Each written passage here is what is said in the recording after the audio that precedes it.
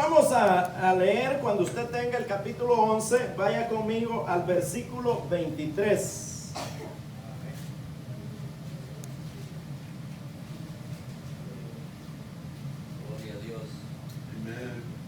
Dice la palabra del Señor como está escrita: porque yo recibí del Señor lo que también os he enseñado, que el Señor Jesús, dice que el Señor Jesús, la noche que fue entregado, tomó pan, y habiendo dado gracias, lo partió y dijo: tomad, comed, este es mi cuerpo que por vosotros es partido. Haced esto en memoria de mí. Asimismo tomó también la copa, después de haber cenado, diciendo: esta copa es el nuevo pacto en mi sangre. Haced esto todas las veces que la bebáis en memoria de mí. Así pues, todas las veces que comieres este pan y bebiereis esta copa, la muerte del Señor anunciáis hasta que Él venga. Vamos a orar. Incline su rostro. Padre, en el nombre de Jesús le damos gracias. Hemos leído su palabra, Señor.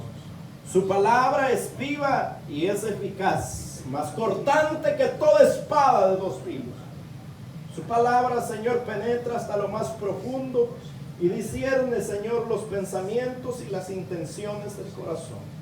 Ahora, Señor, esta palabra bendita tenga el efecto en nuestra vida, tanto en la mía, Señor, como en la de mis hermanos, para ser edificados por ella, Señor, y así llevar gloria y alabanza a su nombre. En el nombre precioso y maravilloso de nuestro Señor Jesucristo, se lo hemos pedido. Amén y amén. Hermanos, vamos a meditar esta tarde ya en un pensamiento recordando lo inolvidable. Recordemos lo inolvidable. ¿Qué es lo inolvidable? A nuestro Señor Jesucristo. ¿Por qué está usted y yo esta mañana en este lugar? ¿Cuál es la razón que lo ha hecho llegar a usted hasta acá este día domingo? Es el venir a celebrar algo tan maravilloso, un acontecimiento único en la historia de que Cristo murió y resucitó por nosotros. Ahora, cuando nosotros leemos lo que esta tarde hemos anunciado ya, es este acontecimiento tan extraordinario.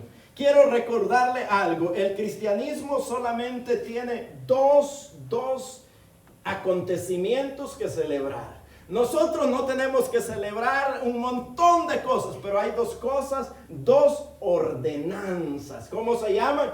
Ordenanzas. La iglesia cristiana tiene dos ordenanzas establecidas de parte de nuestro Señor Jesucristo. ¿Cuáles son esas dos ordenanzas? La una es el bautismo en agua, el bautizarse. La Biblia enseña que todo aquel que cree en Cristo Jesús tiene que, en obediencia, recibir el bautismo en agua, por inmersión. No es cuando usted es un niño, no es antes de creer, sino es después que usted ha creído en Cristo Jesús. Amén. Usted tiene que bautizarse como un testimonio al mundo, a su comunidad, a su familia, que usted ha muerto para el mundo y ha resucitado en Cristo Jesús.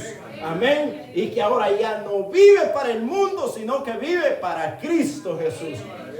Pablo lo llama en Romanos capítulo 6 que ha de la muerte a la vida. Es decir, de un estado de total depravación a la vida eterna con Cristo Jesús. O podemos compararlo de la condenación a la gloria. Eso hace cuando usted se bautiza. Por eso los nuevos cristianos que todavía no se han bautizado tienen que bautizarse. Los que ya se bautizaron no tienen que olvidar lo que hicieron. Que ellos dijeron que morían para el mundo y vivían para Cristo. Entonces no tienen que seguir viviendo en el mundo porque ya supuestamente murieron para el mundo. Amén. Entonces tengamos eso muy en claro. Esa es la primera ordenanza del cristianismo. La primera ordenanza. La segunda ordenanza que el cristianismo tiene es ¿cuál? La cena del Señor. Y estas dos ordenanzas, hermanos, son tan importantísimas que el mismo Señor Jesucristo las enseñó. Él las enseñó. Él las instituyó. A tal grado que Pablo, recuérdese, Pablo es un apóstol que surge después que Cristo había muerto. Entonces Pablo no recibió esa enseñanza en el tiempo de los demás apóstoles, porque Pablo todavía no era apóstol. Pablo era perseguidor de la iglesia.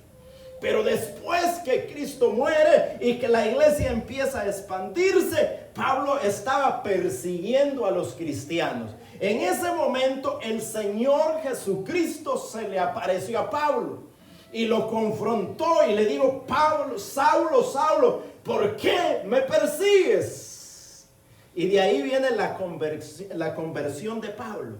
Pablo se convierte de ser un perseguidor de la iglesia a ser un perseguido por la iglesia.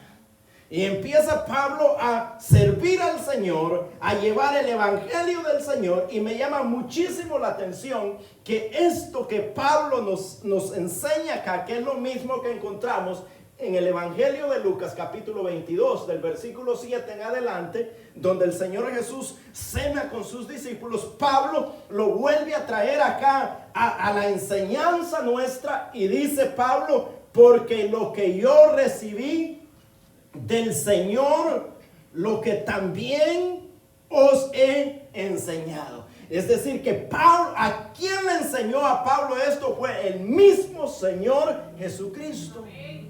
Cuando Pablo subió a Jerusalén, dice Pablo, los demás apóstoles cuestionaron a Pablo a causa de su fe. Pero hay algo importante que Pablo dice en ese acontecimiento. Dice Pablo: ellos nada nuevo me enseñaron a mí. ¿Ha leído eso en el libro de los Hechos?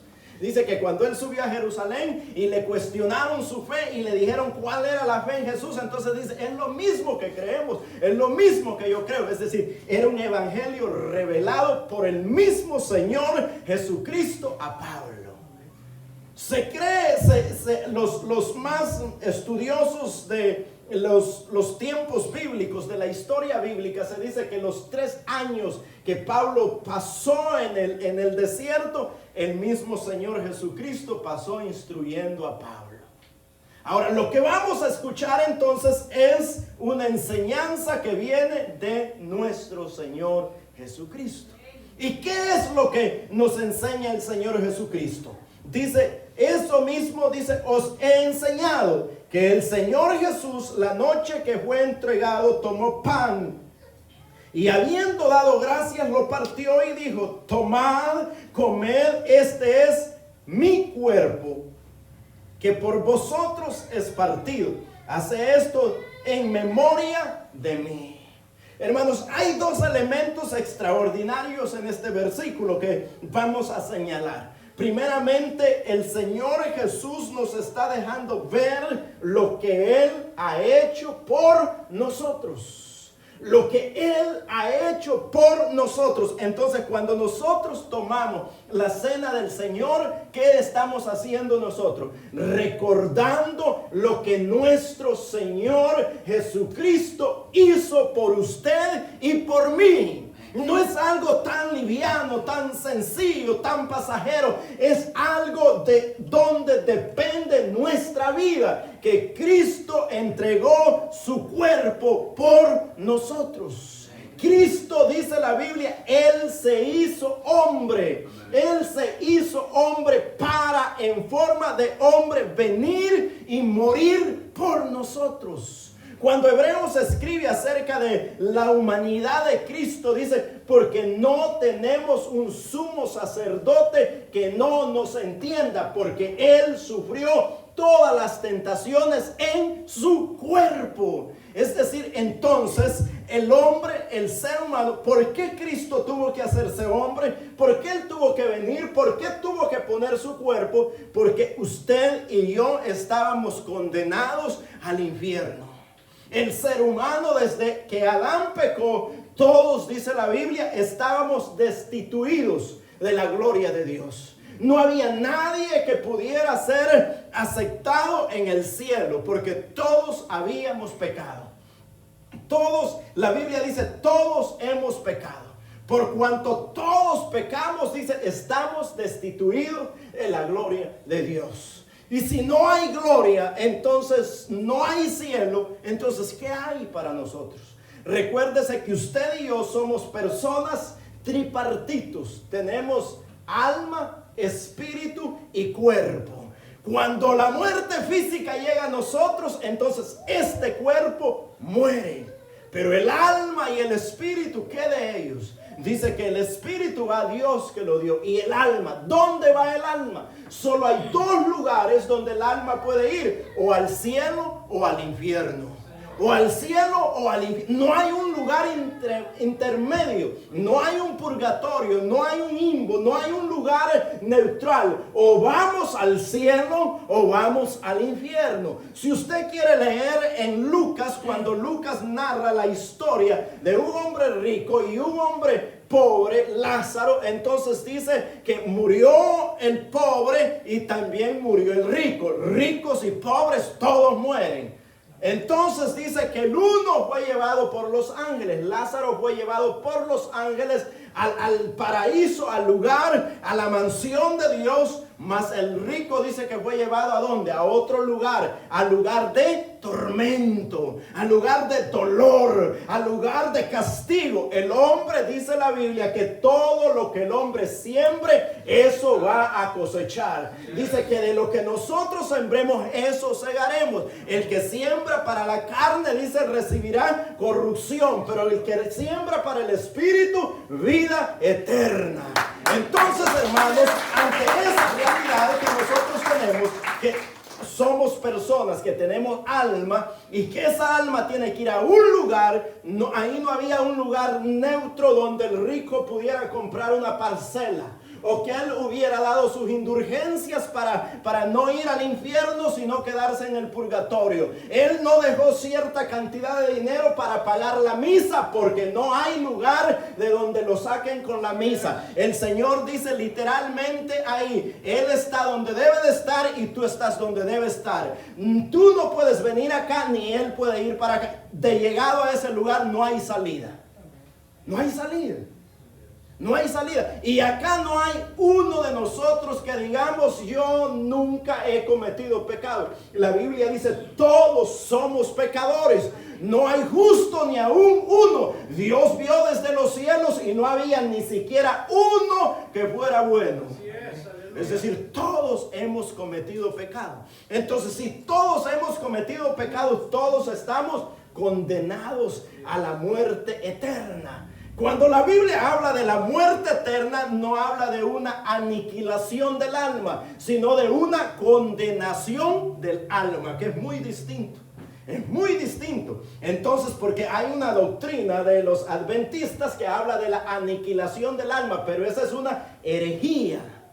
La Biblia enseña de la condenación del alma y de la salvación del alma. Eso es lo que la Biblia enseña. Dice que el alma que pecare, esa va a morir. Es decir, va a ir al juicio eterno. Ante esa realidad, hermanos, nos encontrábamos todos nosotros. Todos nosotros. Y nadie podía hacer nada por nadie. Porque todos estábamos en la misma condición. Si usted alguna vez se ha sentido superior a alguien, usted está en la misma situación que él. No es que usted es una persona de otra calidad, de otro nivel, de otro rango. No. Usted tiene la misma naturaleza pecaminosa que el que usted tiene a la par. Todos tenemos esa naturaleza inclinada, aviciada al pecado. Y eso, el resultado de eso será condenación. Pero es ahí, hermanos, donde encontramos esto tan glorioso. Que aquel inocente Hijo de Dios vino a morir por nosotros.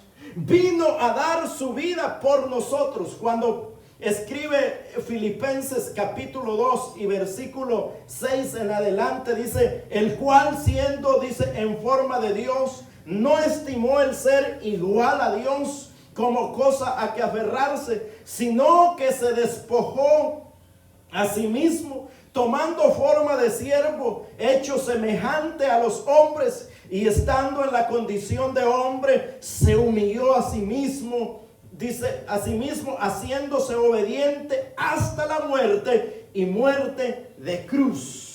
Hermanos, el Cristo de la gloria, el Cristo todopoderoso, Él tomó nuestro lugar. Y eso es lo que el Señor Jesús quiere que nosotros recordemos. Quienes éramos antes sin Él y quienes somos ahora por medio de Él. No por medio de nosotros, no por medio de nuestras habilidades, sino porque Él puso su cuerpo por nosotros. Él fue latigado por nosotros. Él recibió las heridas que nosotros debíamos de recibir. Él las recibió. Él recibió las burlas que nosotros debíamos de recibir. Él las recibió. Él recibió los escarnios de los hombres por nosotros. Si alguna vez alguien le preguntara cómo usted sabe que Dios le ama, de Romanos 8:32 dice: porque en esto muestra Dios su amor para con nosotros, que en que siendo pecadores Él entregó a su Hijo para morir por nosotros. Entonces, ¿cómo nosotros no tener claridad de que Dios nos ama si Él ha dado lo más preciado que tiene su Hijo, su unigénito? El unigénito del Padre dice que Él lo dio. Y Él vino a morir por usted y por mí. Amén. El problema del ser humano es que somos olvidadizos. Es que somos olvidadizos. Que nos olvidamos de la miseria donde andábamos y a donde Dios nos tiene hoy. Y empezamos a creernos que nosotros ahora somos muy inteligentes. Empezamos a creernos que nosotros ahora ya no necesitamos de nada. Y empezamos a alejarnos del Dios que tanto bien nos ha hecho. Empezamos a dejar al Dios que nos ha amado y que nos construyó cuando estábamos destruidos. Y empezamos a vivir, a llevar una vida religiosa dentro del ámbito cristiano, pero sin depender del principio que la palabra de Dios nos enseña, que lo que hoy somos es por lo que Cristo ha hecho por nosotros. Entonces, en base a eso, el Señor ha dejado la ordenanza de la cena del Señor, para que usted y yo siempre recordemos que Él puso su cuerpo por nosotros.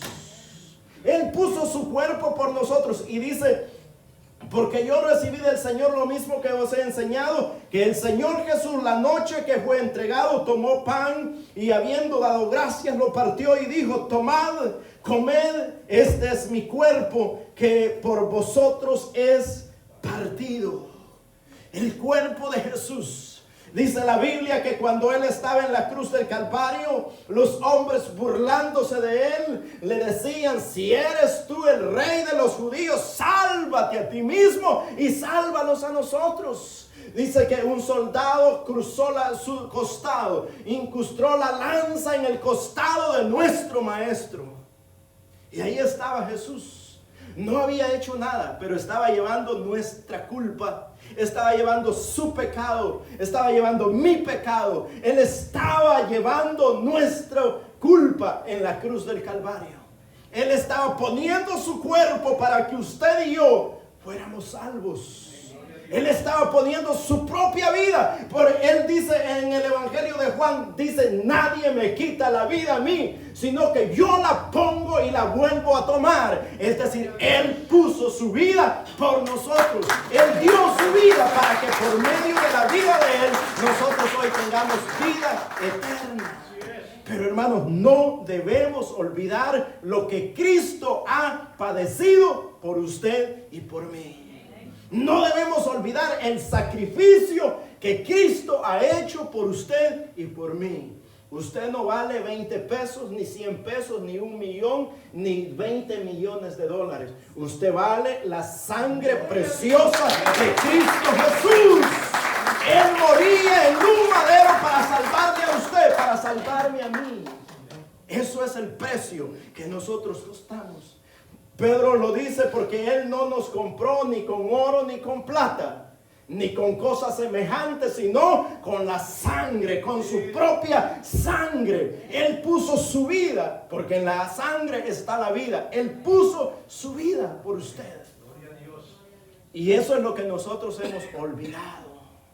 Pensamos que el evangelio consiste en venir a la iglesia, irnos a casa, venir cuando tengamos tiempo. El evangelio es más que eso. El evangelio es una entrega, porque hay alguien que ya se entregó por nosotros, que entregó su cuerpo para que usted tenga vida hoy. Ese es el primer detalle que el Señor Jesús señala acá. Dice que Él puso su cuerpo para ser partido.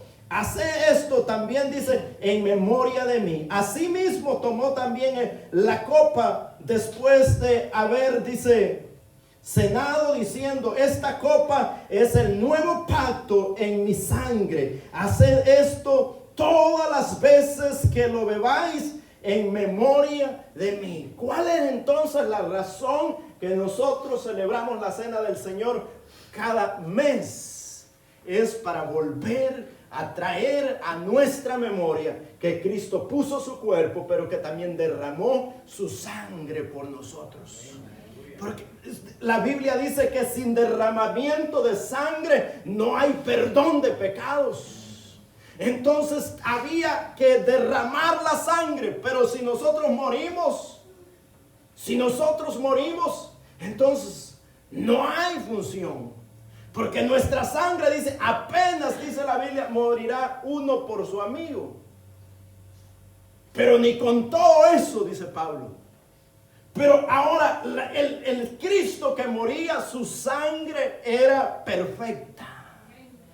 Si usted se acuerda en la salida del éxodo del pueblo de Egipto hacia la tierra prometida, ¿cuál fue el elemento para que ellos fueran liberados? La muerte de un cordero. La muerte de un corderito. Y esa muerte sacaron su sangre. Y dice que la sangre del cordero la pusieron en los dinteles de las puertas, para que el ángel de la muerte no les tocara sus familias, sus vidas, a ellos. La sangre representaba que ellos estaban cubiertos, que ellos estaban protegidos, que ellos había muerto alguien en ese lugar y que la muerte no podía penetrar ahí. Pero cuando nosotros leemos en el Evangelio de Juan, hay una expresión donde Juan el Bautista dice: he aquí el Cordero de Dios que quita el pecado del mundo. Cristo era el Cordero que nos salvaría de nosotros. Así como para el pueblo de Israel había un Cordero para salir de Egipto, así para nosotros hay un Cordero que derramó su sangre, y que esa sangre preciosa, esa sangre ha sido derramada sobre nuestras vidas para limpiarnos, y ya no en los dinteles de las puertas, ha limpiado nuestros corazones, ha limpiado nuestras vidas, ha limpiado nuestras mentes. La sangre preciosa del Cordero. Ahí, cuando el enemigo quiere pasar por su casa, hay ahí la sangre de Cristo. Ahí está la sangre del Cordero. Hay un Cordero que ha muerto. Ese lugar está protegido. Esa es pertenencia de aquel que ha muerto. Dice: cuando ustedes hagan esto, entonces háganlo en memoria de un nuevo pacto. Y ese pacto es el pacto en mi sangre. en la sangre de Cristo. La sangre de Cristo, dice la Biblia, nos limpia de todo pecado. La sangre de Cristo Jesús nos limpia a nosotros de todo pecado. No hay pecado que la sangre del Cordero no pueda limpiar. Si usted todavía no tiene vida eterna, usted tiene que correr este día y refugiarse en el manantial de la sangre del Cordero y pedirle perdón y decirle: lávame, lávame con tu sangre, Salvador, lávame con tu sangre, Cordero de Dios. No hay otro lugar seguro, no hay otro refugio, es la sangre del Cordero. La sangre tenía que ser derramada. Entonces tenemos un recordatorio de lo que ya ha pasado. Hay un recordatorio de lo que ha sucedido, que Cristo dio su cuerpo y derramó su sangre para darnos vida eterna. Pero hay un evento que se aproxima.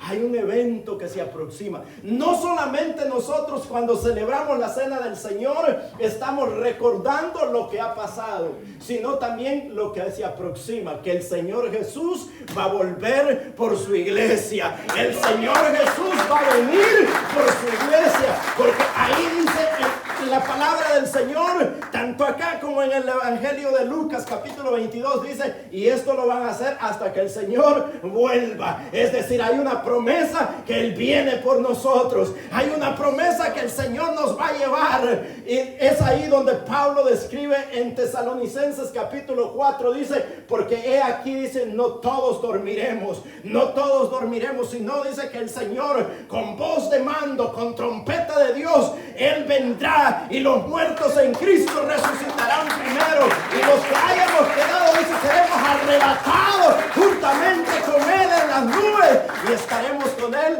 para siempre. Es decir, que hay un acontecimiento que se aproxima, lo que nosotros conocemos como el arrebatamiento, o la venida de Cristo a traer a su iglesia, aquellos que Él lavó con su sangre y por los que Él dio su cuerpo. A ellos les espera que una gloriosa venida de Cristo Jesús. Dice, a ellos, dice Malaquías, les resplandecerá el sol de justicia y saltaréis como becerros de la manada. Hay un momento glorioso para la iglesia de Cristo Jesús.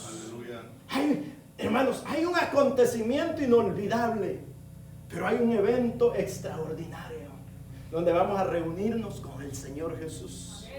Hermanos, déjenme decirles, no está muy lejos eso. No está lejos. La pregunta sería para nosotros: ¿estamos listos si hoy Él viniera?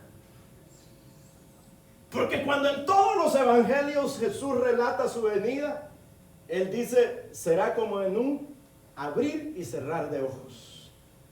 Será como al canto el gallo, o a la primera, o a la segunda, o a la tercera vigilia. No hay una fecha que diga Jesús va a venir el 2025. No hay.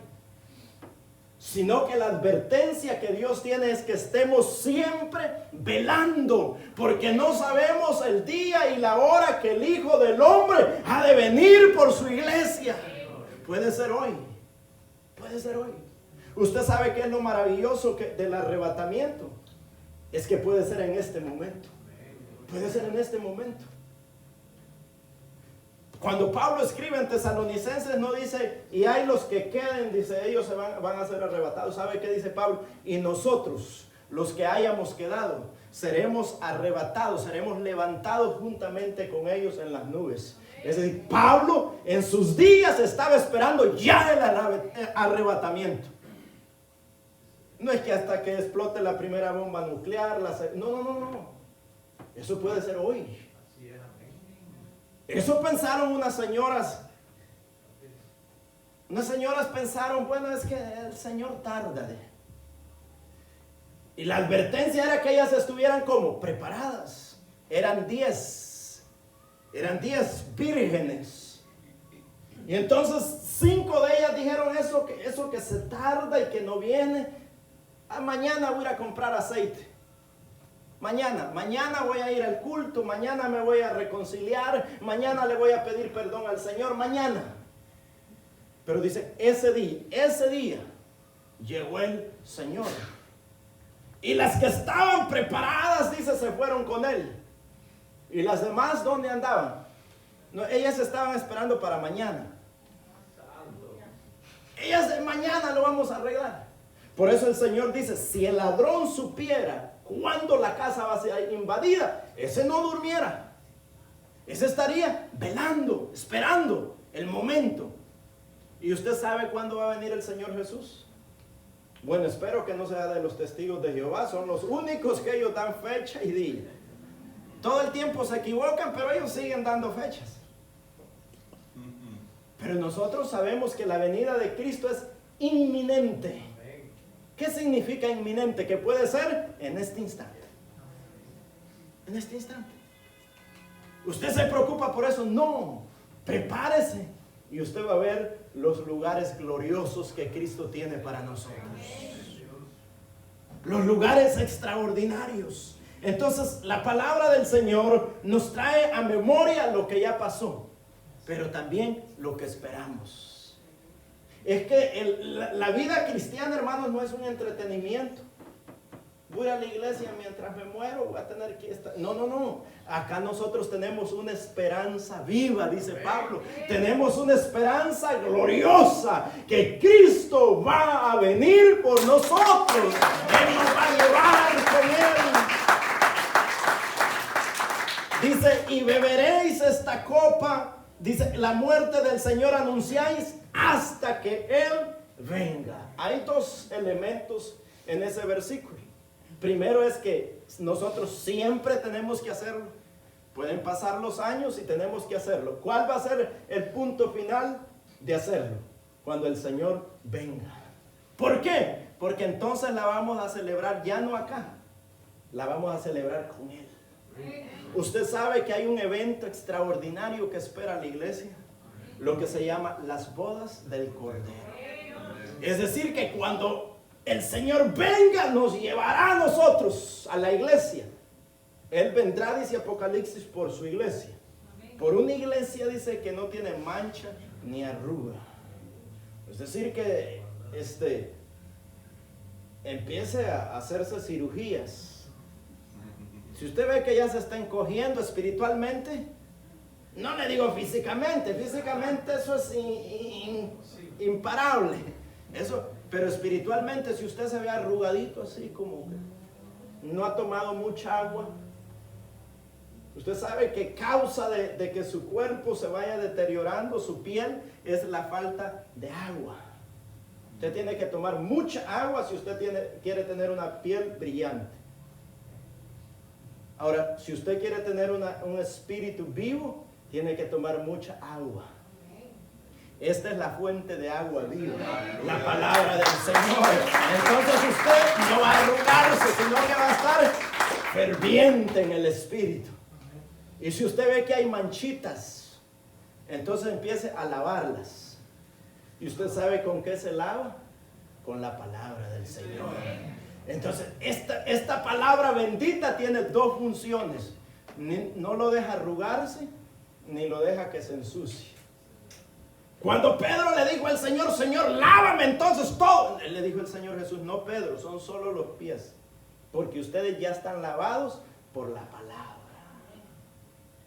La palabra entonces nos lava del rencor. Nos lava del odio. Nos lava de esas malas intenciones. Gloria a Dios. Y la palabra del Señor nos da vida. Es decir, que usted va a tener espiritualmente una vitalidad, un colágeno bien nice. Pero si usted tiene la palabra del Señor guardada, entonces usted apenas tiene 10 años y espiritualmente, si le hiciéramos una radiografía, se ve como viejito de 100 años, para no coincidir con nadie, de 100 años. Pero eso es por la iglesia que Cristo viene, por una iglesia sin mancha y sin arruga. Entonces esa iglesia le espera un evento glorioso, que es lo que ya le dije, la boda del Cordero.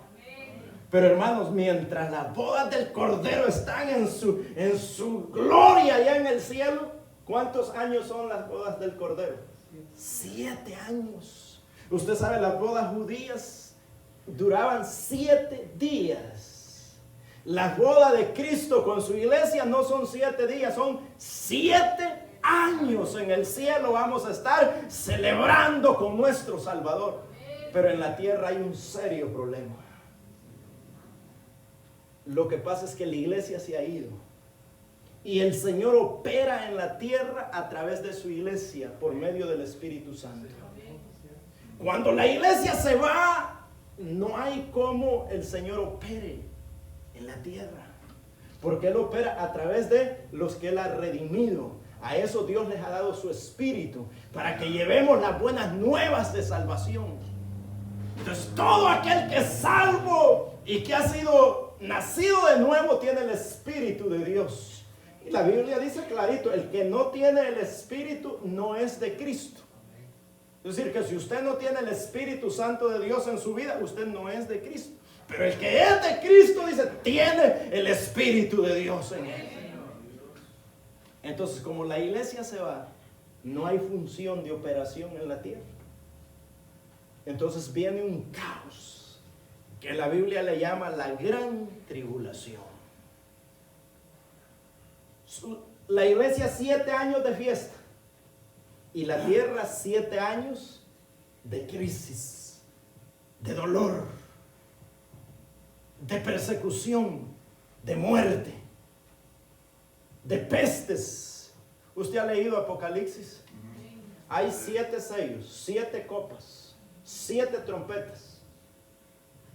Y cada uno de ellos ¿sabe qué es? Un juicio de Dios para la tierra. A tal grado dice que las bestias salen al asfalto. Dice que hay enfermedades malignas. El ser humano llega al estado que se quiere morir ya. Pero dice, ni la muerte lo quiere. La muerte huirá de ellos. Eso es lo que espera este mundo. Por eso cuando usted ore por todo esto que está pasando, no ore que la guerra se termine. Eso va a crecer más. Eso es apenas, ahorita están calentando para ver por dónde es que van a entrar. Pero la guerra va a seguir. Usted ore que esas personas que están en esos países de peligro se conviertan a Cristo ya. Se conviertan al Señor. Que ellos sean alcanzados. Que ellos puedan ver la luz del Evangelio. Si la Biblia Apocalipsis lo que tiene es diseñado es una guerra mundial. Una guerra mundial. ¿Usted cree que las cosas ya van a mejorar? Probablemente por un poco de tiempo. Pero la Biblia enseña que va a haber guerras, terremotos, hambre, pestilencias, enfermedades como nunca antes la ha habido. Es ahí, hermanos, donde vale la pena lo que hoy recordamos. Que hay alguien que ya pagó para que nosotros no vivamos eso, que ya llevó nuestro pecado y nos ha perdonado. Solo debemos de vivir para Cristo Jesús. Usted no tiene que pasar la tribulación, usted no tiene que vivir eso. Usted puede ser salvo, usted puede escapar de eso, pero usted para eso tiene que entregar su vida a Cristo Jesús, nuestro Salvador. Usted tiene que dar su vida y su corazón a Cristo Jesús, nuestro Dios. Si usted está esta tarde acá y usted no tiene a Cristo en su corazón, usted está en un peligro gravísimo. Si hoy Cristo viniera por la iglesia, usted se queda sin fe y sin esperanza. Pero hoy también usted puede solucionar ese problema tan serio que usted tiene. Y puede entregarse a Cristo y decirle, Señor, tú has muerto. Hay un sacrificio que me puede salvar. Hay una sangre que me puede hacer limpio de todo pecado. Vamos a orar.